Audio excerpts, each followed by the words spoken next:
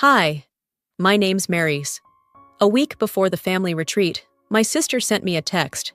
Don't travel with us. No explanation, no apology, just silence, again. But that wasn't the worst part. What hurt more was realizing it wasn't a mistake. It had been years in the making slow erasure. They'd cut me from the group chats, the family photos, and finally, the deed to the house my father left behind. So I did what they never expected. I let them walk right into the beach house I secretly owned. And when the clerk asked, "Are you with Miss Enlow's party?" Well, they finally had to say my name out loud. But how did we get here? And what would you do if your family rewrote the story without you? The morning started like most others, quiet, still, sunlight dripping through the blinds in soft stripes across my desk. My coffee had already gone cold by the time I saw the message. It lit up my phone screen with a casual finality I hadn't expected. Don't travel with us, it's better this way. Just that. No punctuation, no explanation. Just Valora, my sister, writing me out of yet another chapter. At first, I blinked, thinking maybe it was a joke, something taken out of context, a poor attempt at sarcasm. But Valora didn't joke. Especially not with me. Especially not since Dad died. I stared at the text for a long time, letting it settle in the air like dust.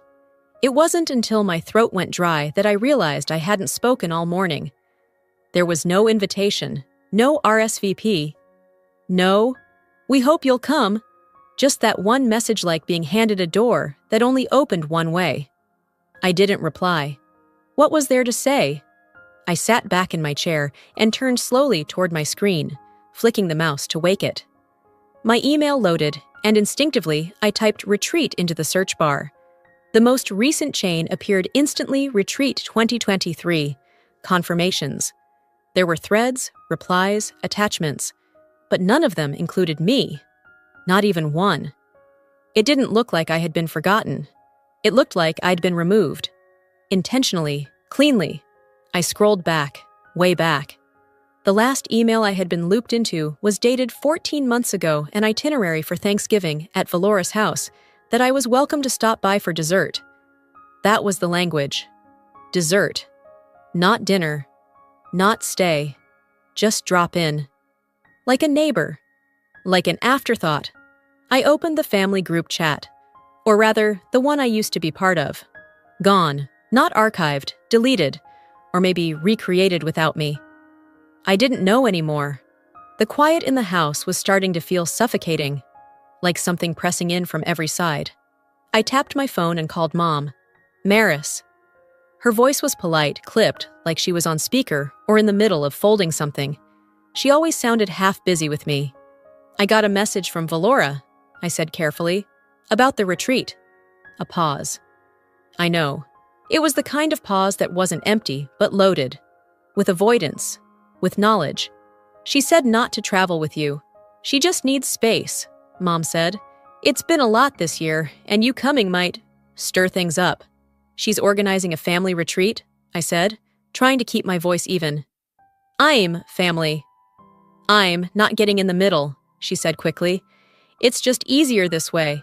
That landed harder than I expected. Not because it was shocking, but because it was familiar. "Easier," I repeated. "You know what I mean?" she added, softer now. "Let it lie, sweetheart. It's just a trip." But it wasn't just a trip. It was the place, the time, the gathering. It was being seen. Or not seen. I didn't fight her. What was the point? We ended the call shortly after. I sat there for a long time, the silence getting heavier by the minute. The kind that doesn't scream, just hums in the background until it swallows everything. Later that afternoon, I opened the family docs folder on my desktop, something I hadn't touched in years. Inside was a subfolder, retreat planning. Inside that, old PDFs, itineraries, even a flyer I had helped design a decade ago when Dad was still alive, and we all fit under one roof without fracturing. Near the bottom, I found the newest file, Retreat 2023, full invite.pdf.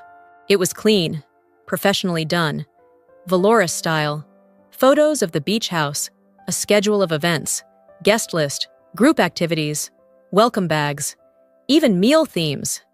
My name wasn't there. Not misspelled, not shortened, just absent. A line at the bottom caught my eye. We're so lucky to have such a close family. Let's celebrate that. I shut the laptop. For a second, I let my eyes close. My breath slowed. I'd always told myself they didn't mean to forget me. That maybe it was miscommunication, bad timing, that they assumed I was too busy, too distant, too something. But the truth was quieter than that. It wasn't an accident.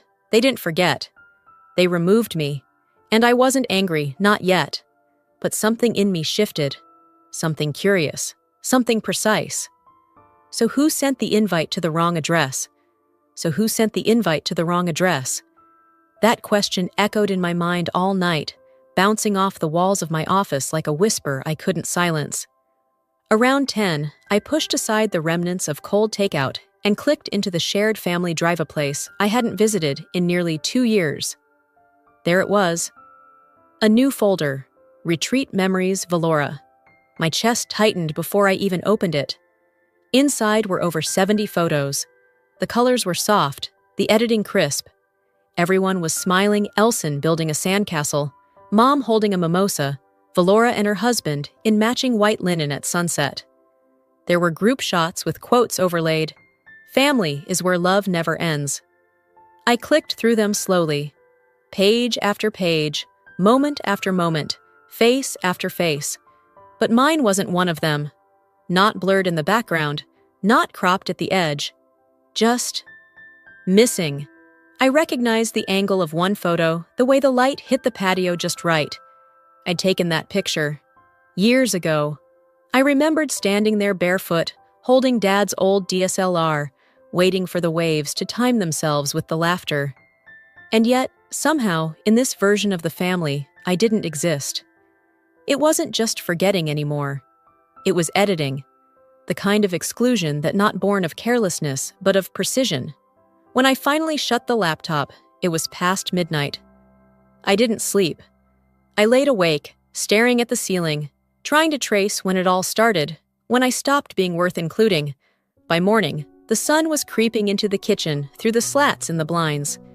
I made coffee out of habit more than need. The house was quiet, except for the low hum of the fridge and the occasional creak of the floor settling beneath me. I sent a short message to Lorene, my cousin. She was younger by 6 years and the kind of person who still signed her texts with emojis. If anyone would respond honestly, it was her. Hey, quick question. Was I ever on the retreat planning thread? Her reply came faster than expected. You were. Valora had you removed after Grandpa passed. Said you were pulling away. Pulling away. The way people phrase betrayal as distance, as if I walked out, as if I let go first. No one ever asked why I didn't speak up, why I didn't come, why I didn't post or call or attend. They just rewrote the absence to make it easier to ignore. When people leave you out long enough, you start telling yourself stories just to survive it. Maybe they forgot. Maybe they were overwhelmed. Maybe I was too quiet, too distant, too unapproachable. But the stories never really hold. Not once you see the truth written in JPEGs and half-truths. Later that afternoon, I pulled out a dusty photo album from a drawer I rarely opened. Not the digital kind. This one still smelled like glue and sunscreen. Folly Beach. 10 years ago. There was Dad Caldertaller than the rest of us, wearing his retreat or regret t-shirt, grinning like he hadn't already seen through all of us. In one of the photos, I wasn't holding the camera. I was in the shot, tucked between him and the railing. I hadn't wanted to be. He'd pulled me in at the last second and said, "No story's whole without the one who sees it." Back then, it had felt like a warm nudge. Now it felt like a warning I hadn't understood until too late. That photo was missing from Valora's album, too. By nightfall, I was back in my office.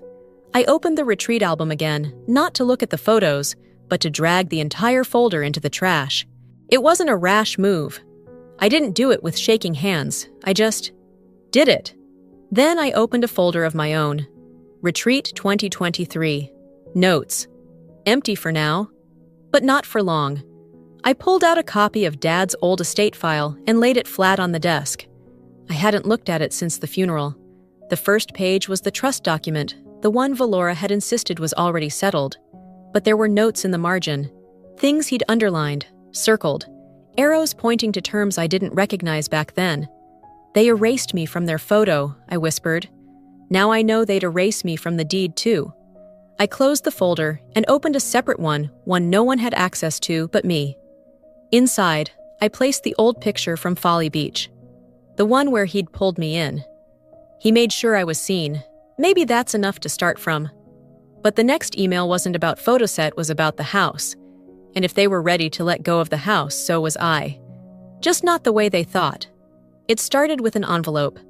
A thin, cream-colored piece of mail tucked between junk flyers and a dental appointment reminder. My name was printed cleanly on the front, but the return address wasn't familiar, some third-party travel agency in Savannah.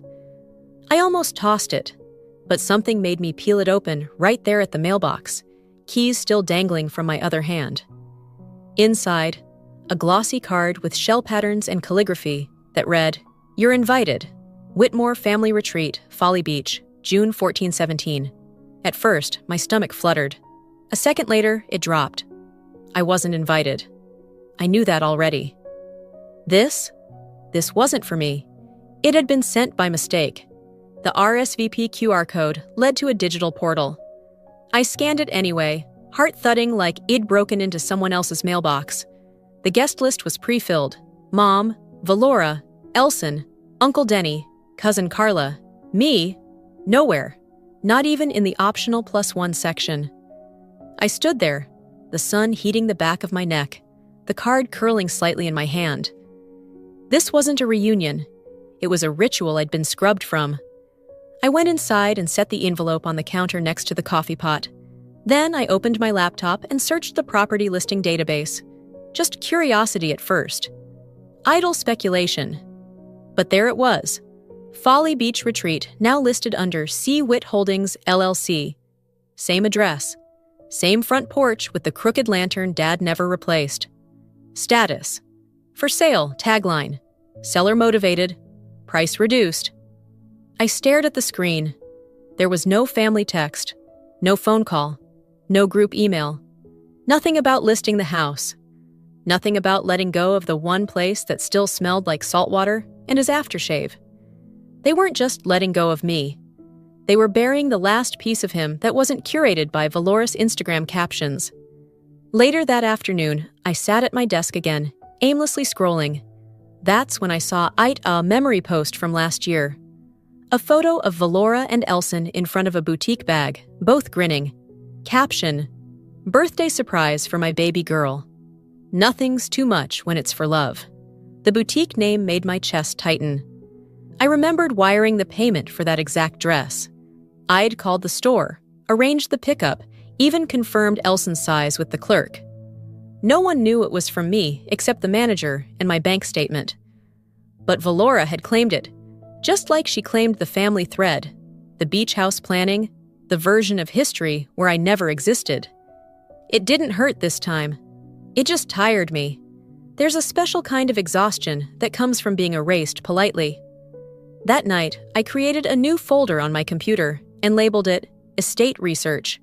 No frills, no emotion, just a task. I opened a fresh document and typed the address of the house, then cross-referenced the LLC, the agent's name, date the listing went live, price changes, metadata. They'd hoped I wouldn't notice. They forgot I was the one who always read the fine print. By evening, the light outside had gone from amber to navy. I got up, stretched, and walked to the filing cabinet I hadn't touched since Dad's funeral. Middle drawer, back folder, labeled Dad Legal. I pulled it out and sat back down. There, tucked behind notarized copies and insurance documents, was the note he'd once scribbled in blue pen across a draft of the trust. If mishandled, fall back to Miss Daunt, let it sit idle. At the time, Id thought it was one of his cryptic reminders, something about money management or water lines. But now, it read like a breadcrumb trail. A message not for then, but for exactly now. And then I remembered what he'd told me the year before he died. Sitting on that same porch. It's not if they forget what matters. It's when. That's when you make your move. I leaned back in my chair, the folder still open in my lap. They thought listing the house would close the chapter, but I still had the pen. And if they were ready to erase the house, I was ready to re-sign it under my name. That night, I didn't sleep. Not out of rage, not even out of sadness, just an eerie, sharpened awareness. Like something had moved within me, quietly but permanently. Around 2 a.m., I opened my laptop again and typed out a name I hadn't thought about in years. George Landon. My father's oldest friend. A retired attorney.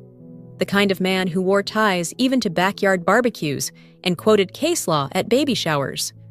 I wrote a single-line email. George, did Dad ever mention a fallback clause in the trust? Something not in the official filing? His reply came just 45 minutes later. Thought you might ask someday. Attaching a scanned copy from his original draft. Use it wisely.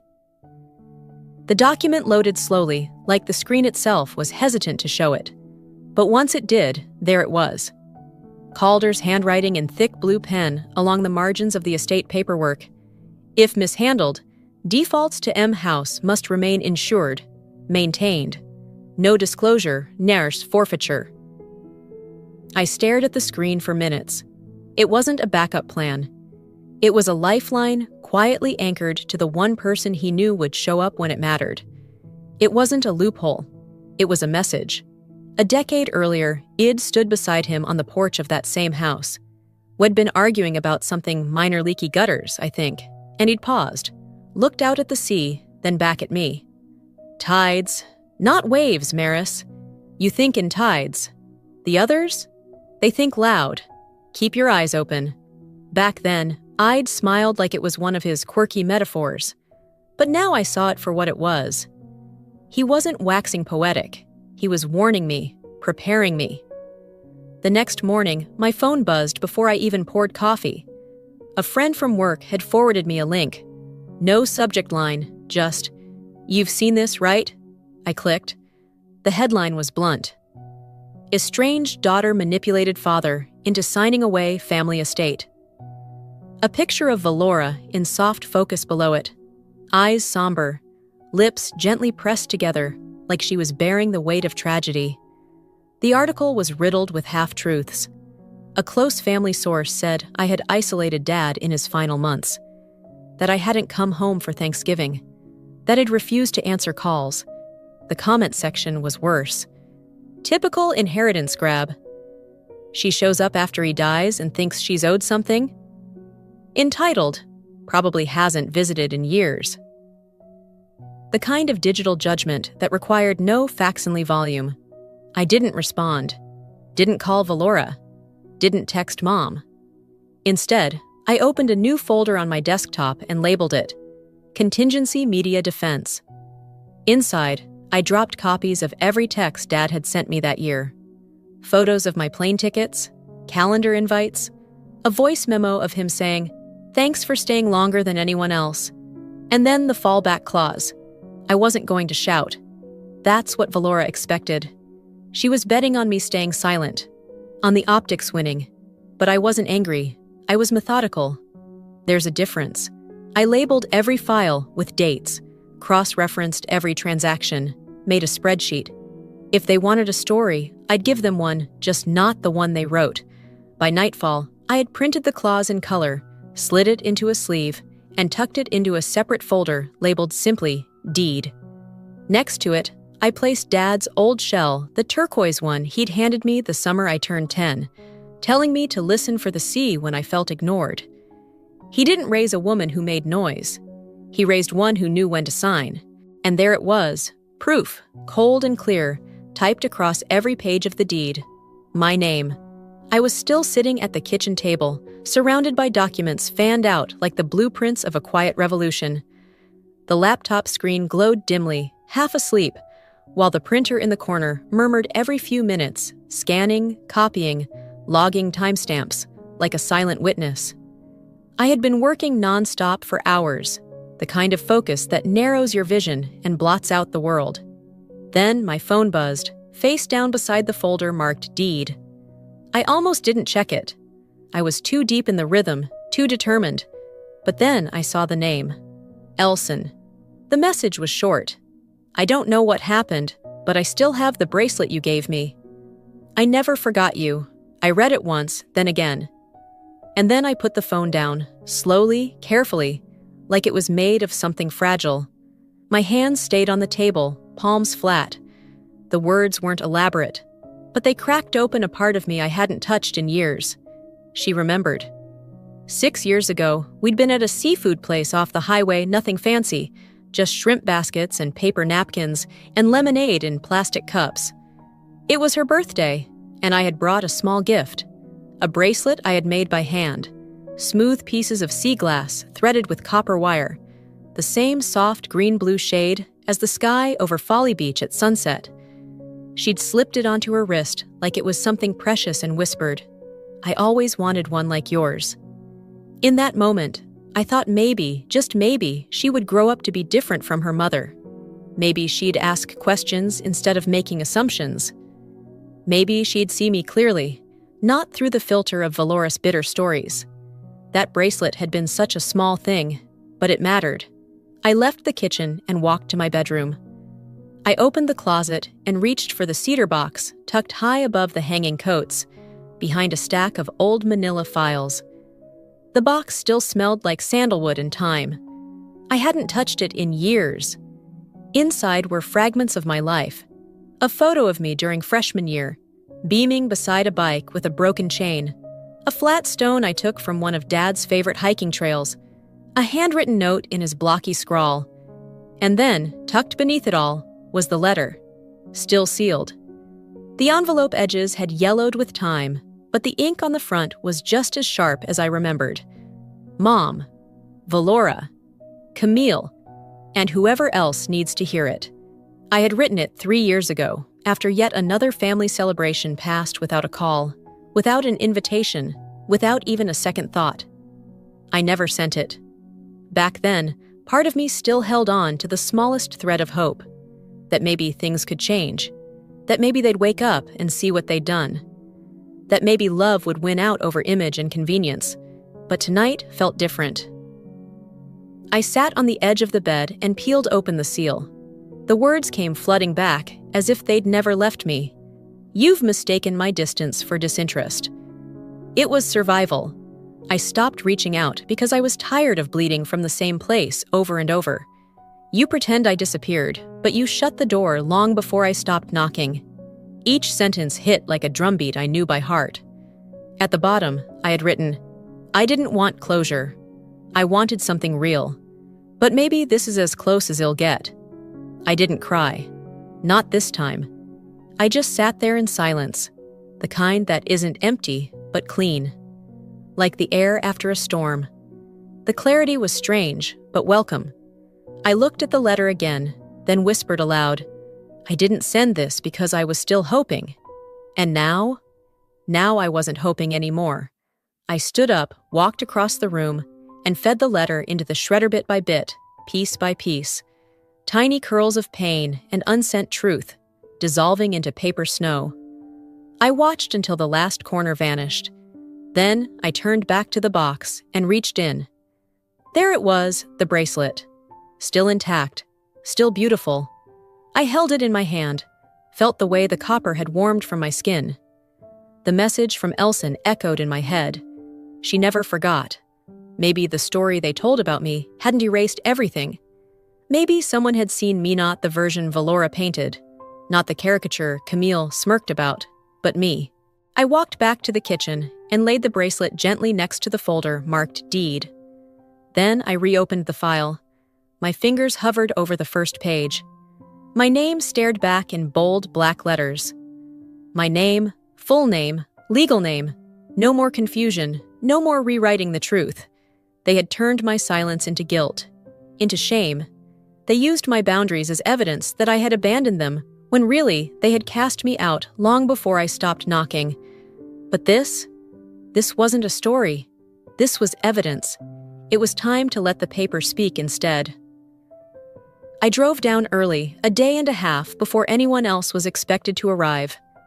The retreat was scheduled for a Friday afternoon check-in, and I parked 2 blocks away that Wednesday morning, cutting the engine in a rented sedan with out-of-state plates. I didn't want them to know I'd been here. Not yet. The house looked smaller than I remembered, or maybe I'd just outgrown what it had once meant. The porch swing was still crooked, tilted slightly left, as if someone had given up halfway through fixing it. The paint had faded near the railings, and the front lantern had been replaced with a cheap solar bulb that blinked like it was already tired of trying.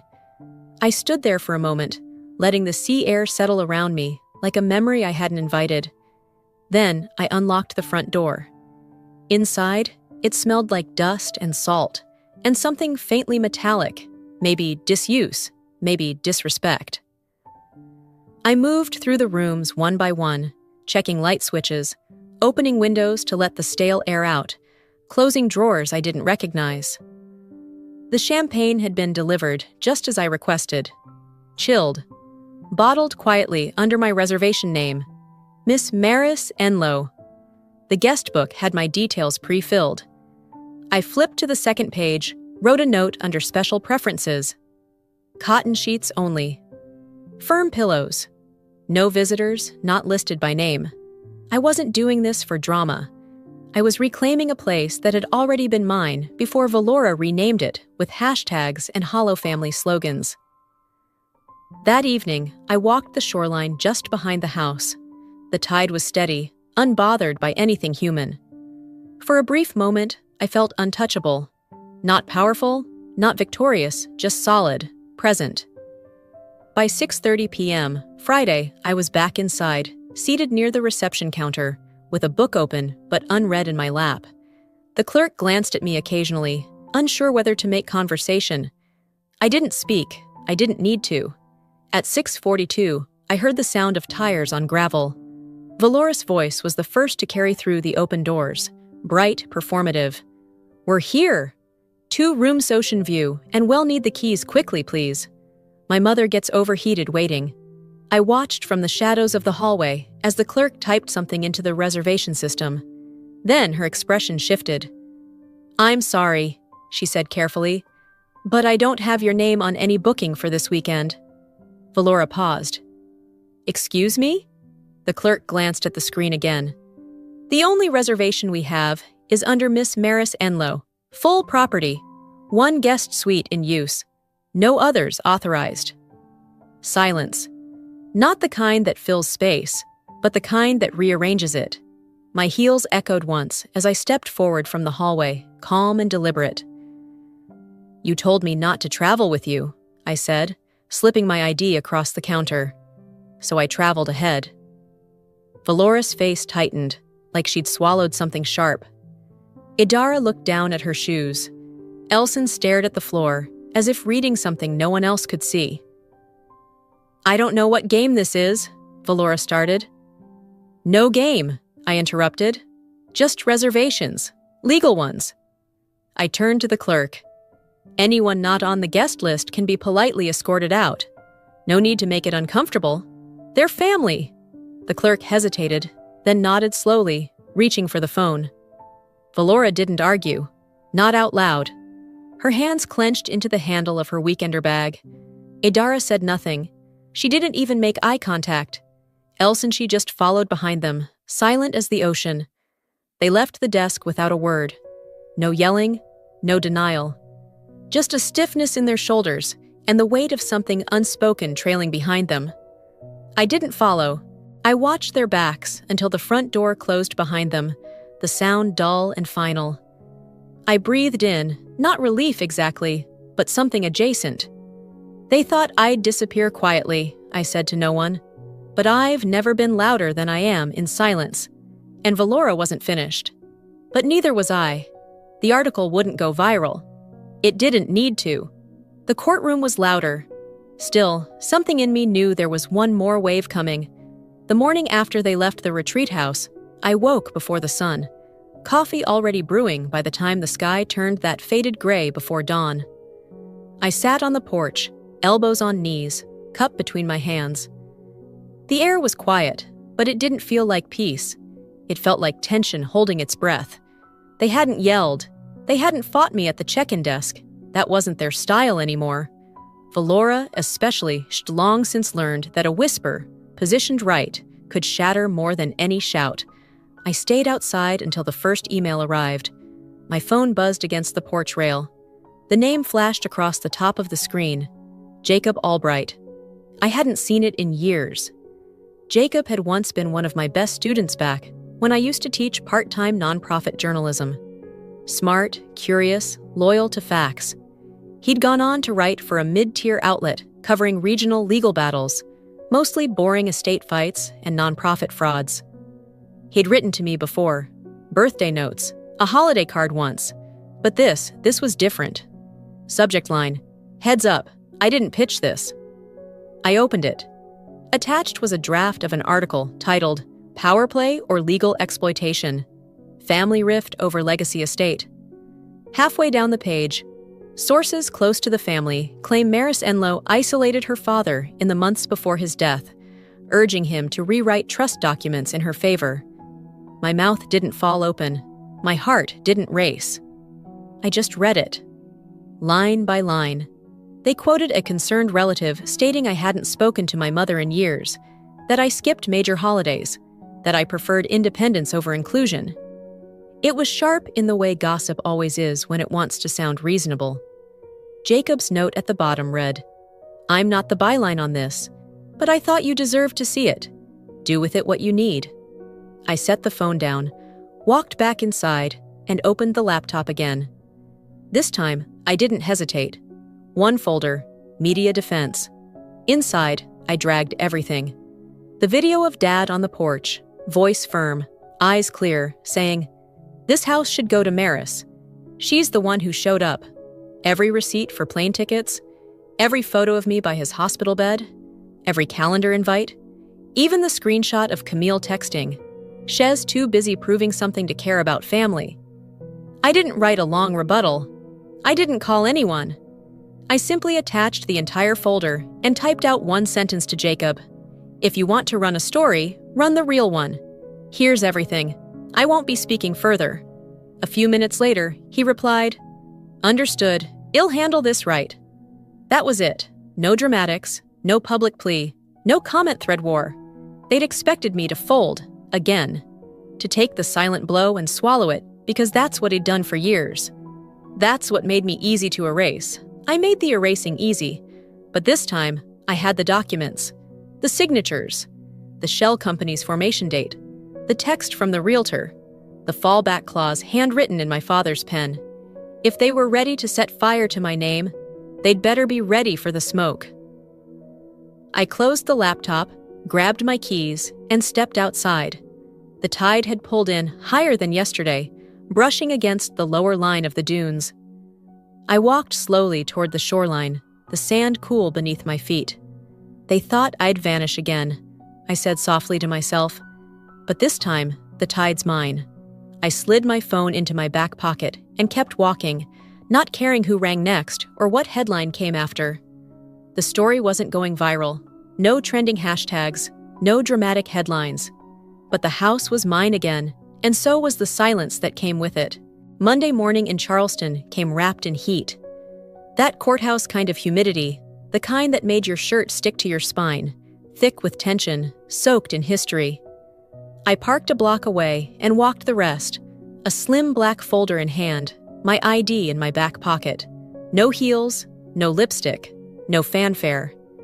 Inside, the courtroom buzzed with artificial coolness. Still, there was something hanging in the air, something waiting to detonate. I took my seat. Front row, far left. Didn't need to glance at them to feel their presence flood in a few minutes later. Valora swept in wearing a beige suit she probably picked for optics. Beside her was Idara, oversized sunglasses shielding whatever guilt or pride lived in her face. And then came their Loyera man, who looked like a game show host, all charm and cologne, smiling like this was just another Tuesday. They made a small scene settling in. Whispered greetings, fake confidence, papers rustling with precision. I kept my hands folded in my lap. The judge entered. Older man, tired eyes. You could tell he'd seen families claw each other apart over far less than a deed. He read the case summary like it was just another line item on his docket, like it wasn't decades of memory and betrayal boiled down to a paragraph. Valoris' lawyer stood. His voice carried that blend of theatrical confidence and condescension lawyers rehearse in the mirror. Your Honor, we contend that the trust in question was altered under questionable circumstances. The deceased was in cognitive decline. Miss Enlow had unusual access in his final months. He didn't say manipulative, but he might as well have. He glanced at me and smiled, like we were playing poker and he just laid down a royal flush. She missed Thanksgiving, was absent at Christmas, and yet somehow she becomes the sole beneficiary. They submitted highlighted documents, medical records, just enough facts to raise doubt, not enough to win. The judge turned to me. Miss Enlow, do you wish to respond? I nodded once, rose, walked to the media cart near the witness stand. My heels didn't click. My heart didn't race. I inserted the flash drive. No speech, no defense, just the truth. The screen flickered on. The lights dimmed slightly. My father appeared, seated on the back porch of the beach house, wrapped in his navy fleece jacket. The wind played in his thinning hair. You could hear the ocean soft, steady, eternal. He looked directly into the camera. I want Maris to have this place, he said, voice clear. Camille makes things loud. Maris makes them last. Valora shifted in her chair. Idara crossed her arms tighter. She stayed after the stroke. Never asked for anything, not once. He paused, looked off into the horizon, then back at the lens. It's not about fairness. It's about memory. The screen went black. No one moved. Even the judge sat a beat longer before clearing his throat. I returned to my seat. Still no words from me. 10 minutes passed. The judge leaned forward, removed his glasses. This court finds no credible evidence of coercion or undue influence. The testimony provided is both authentic and decisive. The deceased's intent is unmistakably clear. He paused again. The petition is denied. Property rights remain with Miss Maris Enlow. Silence. Valoris' jaw tightened. Her lawyer leaned in to whisper, but she waved him off. Idara just kept adjusting the hem of her skirt like she could sew the moment back together if she folded it just right. No shouting, no slamming fists, just stillness. But it rang louder than anything they'd said in months. I stood, thanked the judge, walked out alone. The hallway outside buzzed with camera flashes and reporters holding out microphones like they were fishing poles. Miss Enlow, any comment? Did your father really sign that willingly? Do you feel vindicated? I kept walking. The black folder was still in my hand. Inside it, tucked between documents and receipts, was the bracelet Dad gave me the summer before everything broke. A simple chain with a single word etched inside. Steady. I didn't owe them a soundbite. Not anymore. The footage didn't change who Valora and Idara were. It didn't erase the years of silence or restore what they took from my mother or me. But it did one thing. It made something unshakable. Real. Permanent. I wasn't the side note anymore. I wasn't the helper. Or the shadow behind their spotlight. The house was mine. The silence was mine. And so, finally, was the story. The story wouldn't go viral. But the house was mine again. And so was the silence inside it. A week after the ruling, I came back to Folly Beach. No suitcase, no fanfare. Just me and the keys in my pocket. The porch creaked under my steps, but it didn't sound tired anymore. More like it exhaled. Curtains fluttered gently against the window frames. Light filtered through, as if the house had exorcised something. I stood there for a moment, just breathing. I wasn't trying to summon anything, just acknowledge that nothing was missing anymore. Inside, I walked through the room slowly, not checking, remembering. The kitchen still smelled like salt and lemon wood polish. The living room had the same uneven floorboard Dad never fixed. Even the silence had changed. It no longer pressed down. It expanded. I opened the door to the study last, the one they never entered, the one they never bothered to clean out. I hadn't either. Not really. The bottom drawer stuck, but I tugged it free. Inside, everything was just as it had been. A chipped mug, a legal pad with sketches of landscaping plans that never made it past the paper, and tucked in a corner, wrapped in a bandana, a wind chime. Shells, bits of sea glass, tangled wire. We made it when I was 10. Fishing lines strung through drilled holes, each shell marked with a date and initial. Some were worn smooth. One still had my childhood handwriting scratched faintly on its edge. I carried it to the table, untangled the knots carefully. No rush. No purpose but presence. Some strings had snapped and frayed. I rethreaded them. Not perfectly, but enough for it to hold shape again. Late afternoon, as the sky turned soft and golden, the gate creaked open. I turned, expecting a stranger or delivery. It was Elson. She held a small paper bag in her hands, looking too tall and too young at the same time. "Mom doesn't know him here," she said, before I could speak. She walked forward, pulled something from the bag. A photo. It was from the last retreat I'd attended years ago, before the exile. The one where I'd taken the group shot, set the timer, then ducked out of frame before it clicked. Only this photo had me in it. "You asked me to press the button," Elson said. "You'd already run back to the group when it went off. But Mom cropped the posted version. I kept this one. I didn't cry. I just looked at it, then at her. "Thank you for not forgetting," I said. She nodded. "You never stopped being family. They just stopped acting like it." We didn't say much after that. She left before the sun dipped fully, and I watched her go with the wind chime still in my lap. As night fell, I stood on a chair outside the kitchen window and hung the chime on the rusty hook that had waited a decade to be used again. It swayed lightly in the breeze, giving off soft, uneven notes. Not loud, not pretty, but real. "They said I left," I murmured. I didn't. They just stopped calling my name. Inside, I turned off the lights one by one. Not in sadness, intention. Kitchen, living room, hall, not closing chapters, choosing which ones to keep lit. I paused at the study, left the lamp on. That room, that drawer, that wind chime, those were still his, still mine. No one needed to apologize. No one would. But I no longer needed them to. I didn't need an apology to know who I was. I just needed a place where silence didn't feel like erasure. Some stories don't end with applause.